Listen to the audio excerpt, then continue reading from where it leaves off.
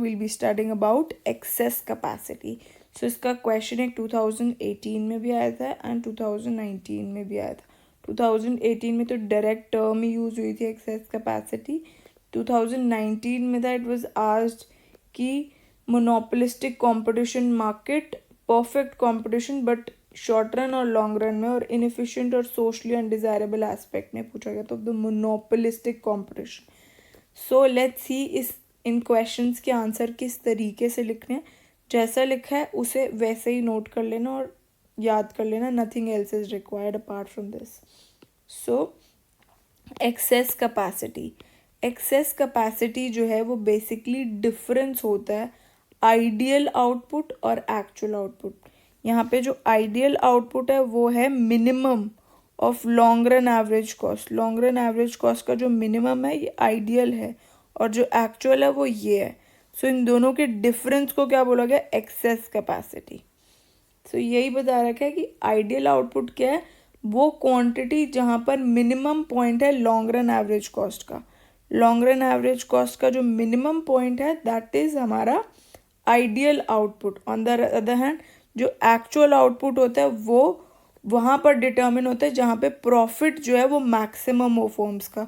तो वही quantity produce करना चाहती है जहाँ पे उनका प्रॉफिट जो है वो मैक्सिमम हो. वो आइडियल कभी भी नहीं प्रोड्यूस करेंगे क्योंकि वहाँ पे उनका प्रॉफिट मैक्सिमाइजेशन का जो गोल है वो अचीव नहीं हो पाएगा. They will always produce this. So इन दोनों के जो बीच का डिफरेंस है उसको एक्सेस कैपेसिटी का नाम दिया गया.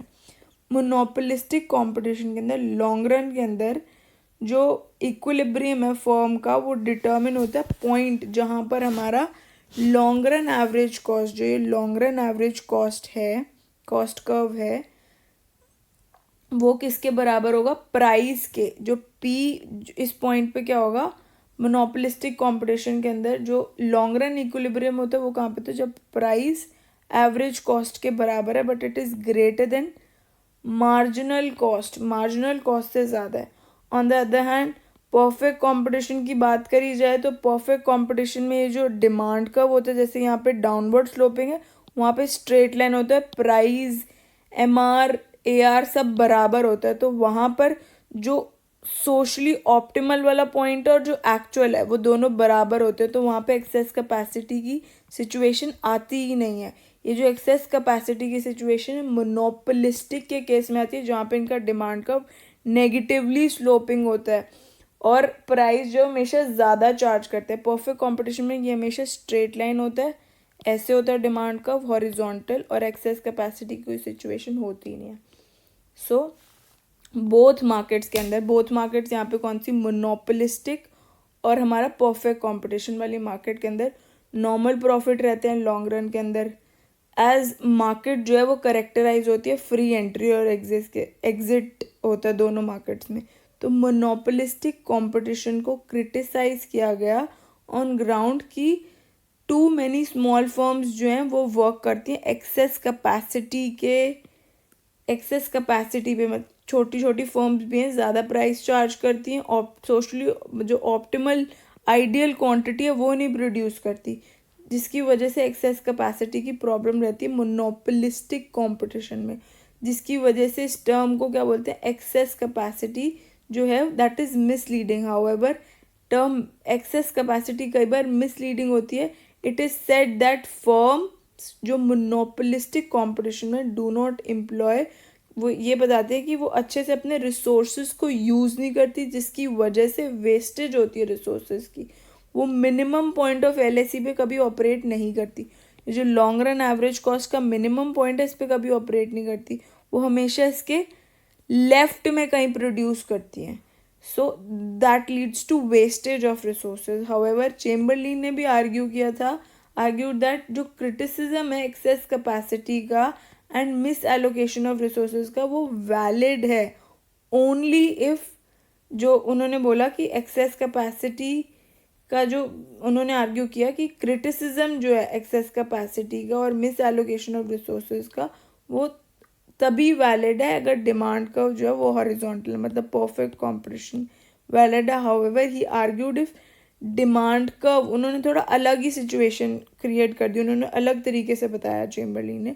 उन्होंने बताया कि अगर इफ़ डिमांड कर्व जो है वो नेगेटिवली स्लोप होगा और and firms are engage in price competition, और फर्म्स जो है वो प्राइस कंपटीशन में एंगेज है वाइल एंट्री, और जिसमें एंट्री फ्री है, तो लॉन्ग रन एवरेज कॉस्ट जो है can not be considered socially optimal level of output. तो उसके अंदर जो मिनिमम पॉइंट है लॉन्ग रन एवरेज कॉस्ट का, उसको हम कभी social optimal level of output नहीं बोलेंगे, इस पॉइंट को social optimal level of output नहीं बोलेंगे। उन्होंने बोला इसको बेसिकली बोलेंगे कि ये जो पॉइंट है that is basically social cost of producing अलग गुड्स, डिफरेंट गुड्स, मतलब मोनोपोलिस्टिक कंपटीशन के अंदर डिफरेंशिएटेड गुड्स बनते हैं। और लोग क्यों मोनोपोलिस्टिक अलग अलग गुड्स बनाते हैं, परफेक्ट कंपटीशन की तरह होमोजीनियस क्यों नहीं बनाते? क्योंकि लोग ऐसा एक्सपेक्ट करते हैं, उनको चाहिए ऐसा प्रोडक्ट, जिसकी वजह से ये डाउनवर्ड स्लोपिंग होते हैं। तो उन्होंने बोला कि जो लॉन्ग रन एवरेज कॉस्ट पे जो मिनिमम पॉइंट है दैट इज़, वो जो हमारा पॉइंट है वो socially optimal level of output उन्होंने नहीं कंसिडर किया इसको। चेम्बरलिन ने आर्ग्यू किया कि प्राइस कंपटीशन अगर है और फ्री एंट्री है तो प्लान्ड सेल्स डिमांड कर्व जो है वो फ्लैटर हो जाएगा एंड आइडियल आउटपुट जो है वो डिटर्मिन होगा जहाँ पर प्लान्ड सेल्स डिमांड कर्व और long run average cost curve tangent होंगे, and in that case there will be social cost, और वहाँ पर सोशल कॉस्ट होगी, ये वाली सोशल कॉस्ट होगी ऑफ प्रोड्यूसिंग डिफरेंशिएटेड गुड्स। उन्होंने ये बोला कि ये जो मिनिमम पॉइंट है ये सोशल कॉस्ट नहीं है, जहाँ पर ये वाला जो प्लान्ड सेल्स डिमांड कर्व है ये टेंजेंट है लॉन्ग रन एवरेज कॉस्ट के साथ, इसको बोला कि ये सोशल कॉस्ट है, ठीक है। और इसको बताया कि ये जो है ये cost of producing differentiated goods हैं, तब होगा डाउनवर्ड स्लोपिंग में। पहले उन्होंने बोला कि ये जो केस है, चेम्बरलिन ने बताया कि एक्सेस कैपेसिटी को क्रिटिसाइज किया कि मिस एलोकेशन ऑफ रिसोर्सेज तभी वैलिड है जब डिमांड कर्व जो है वो हॉरिजॉन्टल है, ठीक है। फिर उन्होंने बताया अगर नेगेटिवली स्लोपिंग है तो सोशल ऑप्टिमल लेवल कहाँ पे होगा, जहाँ पर प्लान्ड सेल्स डिमांड कर्व जो होगा that is tangent to long run average cost curve, यहाँ पर होगा। सो उन्होंने सेड कि कंज्यूमर जो है डिज़ायर करता है वैरायटी ऑफ गुड्स, वही मैंने आपको बताया कि डिफरेंशिएटेड गुड्स का है, क्योंकि वो डिज़ायर करता है, वो अलग अलग चॉइसेस, अलग अलग चीज़ें कंज्यूम करना चाहता है, reflect consumer choice and they are willing to pay, और वो ज़्यादा प्राइस देने के लिए तैयार हैं in order to choose differentiated product, ठीक है। देयरफॉर हायर कॉस्ट रिफ्लेक्ट करता है फ्रॉम प्रोड्यूसिंग, इसलिए ये जो लॉन्ग रन एवरेज कॉस्ट का मिनिमम पॉइंट है इसके इस साइड होगा, क्योंकि लोग इतना पैसा देने के लिए तैयार हैं डिफरेंशिएटेड गुड्स का, तो इसलिए जो डिफरेंस है ये वाला लॉन्ग रन एवरेज कॉस्ट और ये वाला जहाँ पर प्लान्ड सेल्स डिमांड का इससे टेंजेंट है that is social cost of producing differentiated goods.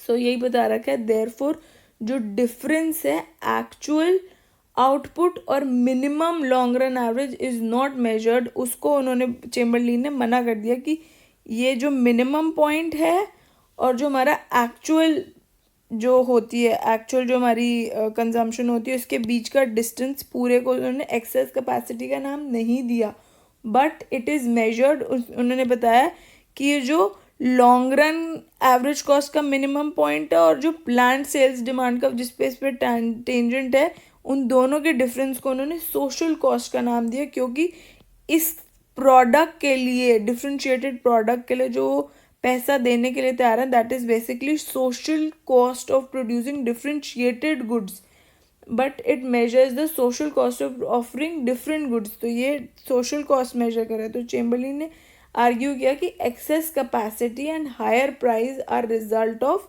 जो एक्सेस कैपेसिटी है और हायर प्राइस है, excess capacity and higher price जो है वो किसके रिजल्ट है, non price competition combined with free entry in case of price जो है वो इग्नोर कर, फर्म्स जो है वो इग्नोर कर दें ओन प्लान्ड सेल्स कर्व। ये प्लान्ड सेल्स कर्व, ये जो प्लान्ड सेल्स कर्व है जब इससे टेंजेंट है और ये सिचुएशन नॉन प्राइस कंपटीशन में होगी, नॉन प्राइस कंपटीशन में ज़्यादा प्राइस चार्ज करेंगे तब ज़्यादा वेस्टेज होगी रिसोर्सेज की और वो ज़्यादा प्राइस चार्ज करेंगे। नॉन प्राइस कंपटीशन से आप क्या समझते हैं? मतलब बेसिकली एडवर्टीजमेंट के पैसे, सेलिंग कॉस्ट के पैसे जब वो इंक्लूड करके प्रोडक्ट को बेचा जाता है तो उसमें ज़्यादा एक्सेस रिसोर्सेज का वेस्टेज ज़्यादा होता है। सो दैट इज़ बेसिकली, और उसके लिए जब कंज्यूमर पैसा पे कर रहा है इतना और जो क्वांटिटी अंडर प्राइस कंपटीशन में हो रहा है, उन दोनों के डिफरेंस को उन्होंने एक्सेस कैपेसिटी का नाम दिया। मतलब ये planned, this is planned sales curve. तो यहाँ पे प्राइस कंपटीशन की बात है कि जब एंट्री हो रही है न्यू फर्म्स की और क्या है, नॉन प्राइस कंपटीशन है, तो इन दोनों के डिफरेंस को उन्होंने एक्सेस कैपेसिटी दी है। Ignore that own planned sales demand curve and they are concern only with market share demand curve, और वो सिर्फ मार्केट शेयर डिमांड कर्व से कंसर्न है। So in case of long run equilibrium is attend only after market share. Long run equilibrium तभी attain होगा जब market share जो है डिमांड कर्व का shift to the position of tangency, वो shift हो जाए to the position tangent on the long run average cost curve. ठीक है। So in case of long run equilibrium कहाँ पे अटेन होगा? After market share demand curve जो है शिफ्ट कहाँ पे होगा? मार्केट शेयर डिमांड कर्व जो है वो शिफ्ट होगा long run average cost curve पे, तब होगा। सो नोट करने की ज़रूरत है कि दो कंपोनेंट्स होते हैं एक्सेस कैपेसिटी के। एक है optimal scale of plant has not been set up, and second कि सब ऑप्टिमल, ये तभी हो सकते हैं, इसके दो कंपोनेंट्स बता रखे हैं, जब ऑप्टिमल स्केल जो है प्लांट का नहीं सेट हुआ तब एक्सेस कैपेसिटी वेस्टेज होगी रिसोर्सेज की। Second, suboptimal plant are not efficiently utilised, और जो उसके नीचे सब ऑप्टिमल प्लांट जो है वो ढंग से यूटिलाइज नहीं हो रहे, उसके रिसोर्सेज अच्छे से यूज़ नहीं हो रहे, तब प्रॉब्लम होगी इसकी। सो आई होप आपको समझ में आया होगा चेम्बरलिन का पॉइंट। और पहले क्या था? पहले हमने सिर्फ बताया था कि मिनिमम पॉइंट और जो हमारा प्लांट सेल्स डिमांड कर्व के बीच का जो डिस्टेंस है उसको बोल दिया था एक्सेस कैपेसिटी, पर चेम्बरलिन ने आके व्यू पॉइंट ही चेंज कर दिया। उन्होंने बोला डिफरेंशिएटेड प्रोडक्ट के लिए अगर सोशल कॉस्ट लग रही है तो इसके बीच का डिस्टेंस को उन्होंने बोला social cost of producing differentiated goods. और जो ये वाला है प्राइस कंपटीशन और नॉन प्राइस कंपटीशन के बीच की क्वांटिटी का distance is basically excess capacity. So this is as per Chamberlin. I hope आपको समझ में